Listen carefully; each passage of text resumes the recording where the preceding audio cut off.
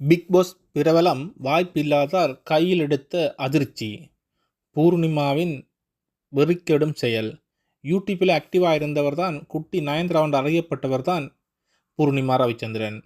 ஆனால் big Boss show என்ற reality ஷோவுக்கு வந்து மக்கள் மனதில் அவர் பெரும் சாபமாகவே தோண்டிவிட்டார். இதனால் பூர்ணிமா ரவிச்சந்திரனுக்கு வெளியில் இருந்த ஆதரவு எல்லாமே மங்கி போய்விட்டது. வெளியில் வந்து என்ன செய்யாமல் பார்த்து கொண்டிருந்தவருக்கு வெளியில் வாய்ப்புகளும் இல்லாமையே போய்விட்டது.